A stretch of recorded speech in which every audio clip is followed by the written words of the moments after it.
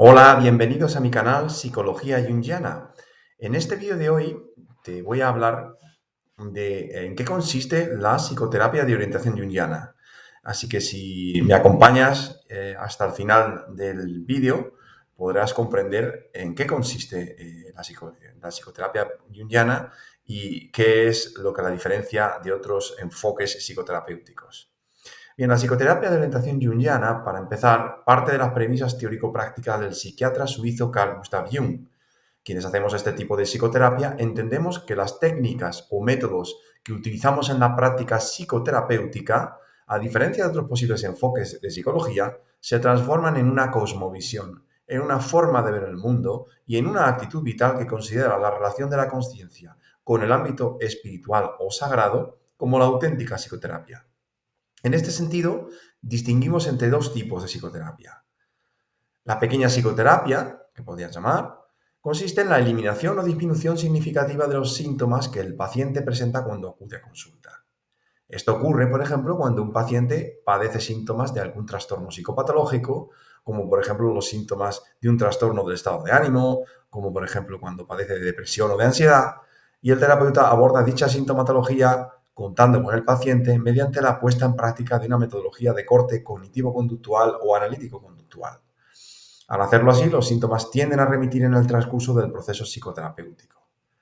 2. La gran psicoterapia. En este caso, consistiría en favorecer que el paciente experimente lo que denominamos un encuentro con lo inconsciente, un descenso a los infiernos, un descenso a lo inconsciente, es decir, con un encuentro con aquella parte de sí mismo que desconoce y que por ese motivo habitualmente permanece fuera del ámbito de su consciencia.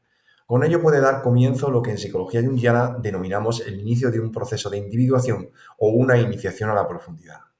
El paciente comienza a darse cuenta de que aquellos fenómenos psíquicos, o sea, los contenidos del inconsciente, que son los auténticos causantes de los síntomas que padece y por los cuales acudió a la consulta. Con ello logramos una modificación de la actitud que posibilita un cambio positivo y duradero que repercute en una sustancial mejora de la calidad de vida del paciente. Al igual que otras orientaciones integradoras, la terapia de orientación junguiana se nutre de las aportaciones de autores de diversas escuelas, Freud, Adler, Jung, Assagioli, Frankl, por ejemplo, Viktor Frankl, algunas, y de distintos paradigmas, por ejemplo, el cognitivo-conductual, el psicoanalítico, el post-jungiano, el humanista, el transpersonal, pero sin perder de vista la realidad total del individuo. Esto significa que la perspectiva antropológica y filosófica, así como el modo de abordar la realidad anímica, puede no coincidir con la mantenida por muchos de los paradigmas de la psicología hoy vigentes. De hecho, la auténtica integralidad de la orientación junguiana reside en que en la terapia tenemos en cuenta no solo aquello que el paciente expresa conscientemente, la conducta observable en la consulta, los actos fallidos, los pensamientos, etc. Tampoco nos limitamos a considerar los aportes teóricos de diversas escuelas y autores o la aplicación de técnicas o métodos terapéuticos de sobrada, de reconocido, digamos que son realmente efectivos, de reconocida efectividad. Además de todo ello, tenemos en cuenta aquello que el inconsciente, es decir, el inconsciente tanto en el paciente como el terapeuta, como en la interacción entre ambos, nos dice de la problemática con la que el paciente viene a consulta. Por lo tanto, los sueños y los fenómenos de sincronicidad, aquellas coincidencias plenas de sentido para el paciente y para el terapeuta, constituyen una parte importante del repertorio terapéutico. Por cierto que el inconsciente lo consideramos desde una perspectiva diferente a como lo entiende el psicoanálisis clásico. Lo inconsciente no solo incluye los instintos, las pulsiones, los deseos o los complejos, sino que al mismo tiempo se refiere a todo aquel microcosmos anímico en el que habitan los conocidos arquetipos, modelos de ordenación de los contenidos inconscientes, patrones de conducta o disposiciones innatas a reaccionar ante diferentes situaciones como seres humanos.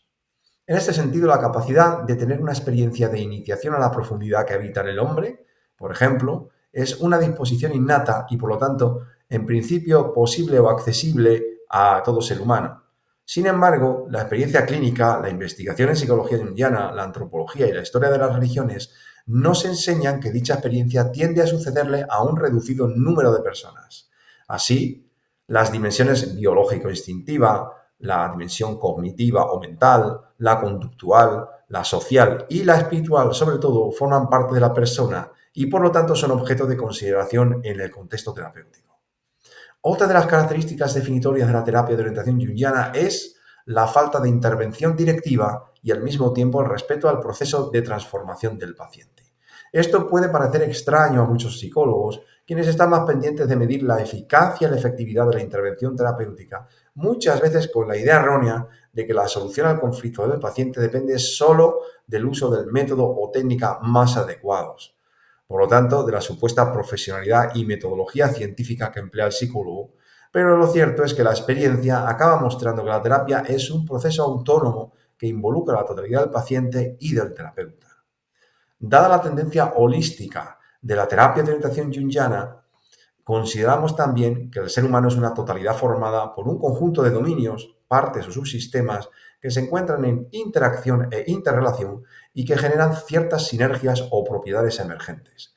De ahí la importancia de tener en cuenta las relaciones entre la consciencia y lo inconsciente.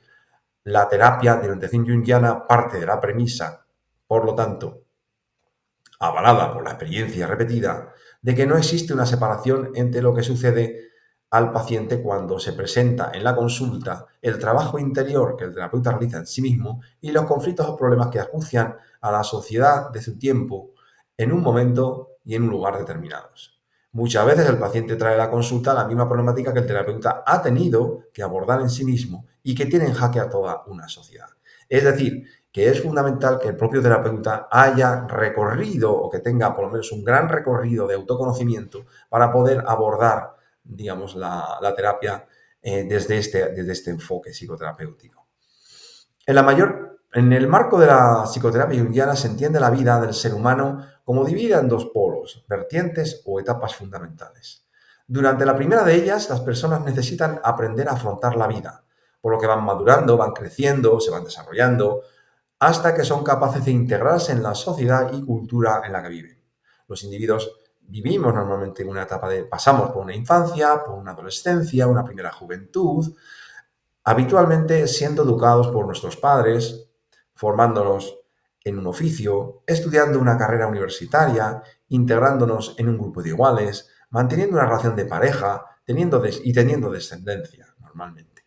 En esta primera etapa, la terapia se focaliza en ayudar al paciente a ir atravesando las diferentes subestaciones o subetapas vitales, que pueda alcanzar ciertas metas u objetivos, que adquiera disciplina, autonomía, voluntad, autoconfianza, etcétera. En definitiva, que rompa los lazos que le unen con la infancia y la familia para que pueda crear un yo estructurado y una máscara social que le ayuden a relacionarse en sociedad y a afrontar y asimilar las dificultades y frustraciones que puedan ir surgiendo en su construcción de un núcleo familiar. Durante la segunda gran vertiente, la persona necesita aprender a prepararse para la muerte, el reencuentro con el alma y la consiguiente metanoia o cambio completo de mentalidad.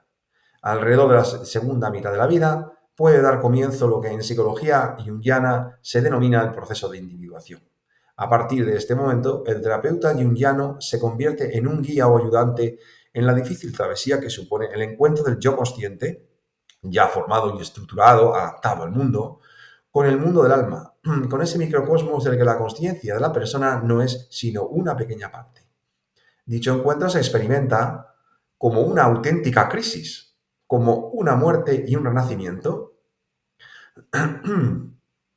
como una transformación de lo viejo por fusión de otra personalidad interna que cambia al hombre por dentro y por fuera.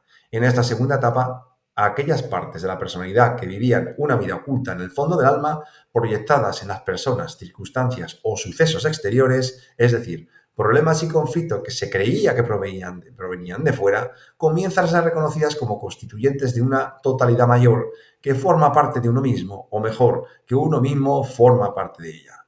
Así, por ejemplo, todo aquello que a la persona le desagradaba del mundo, como algunas personas, entornos sociales o familiares o circunstancias desagradables en las que se veía involucrada, empiezan a ser reconocidas también como partes conflictivas de sí misma. En sus relaciones eróticas con personas del otro sexo, el individuo puede empezar a sospechar o a darse cuenta de aquellos aspectos desconocidos de sí mismo que se encuentran presentes en la relación y que se creía que pertenecían al otro o que provenían del otro. Por último, puede producirse un despertar de su conciencia a la realidad espiritual. Con estas últimas palabras me despido de ustedes. Espero que el vídeo les haya resultado de interés. Si es así, les agradecería que le dieran un like y si desean ver los próximos vídeos, pues pueden suscribirse a mi canal. Muchas gracias por su atención y hasta el próximo vídeo.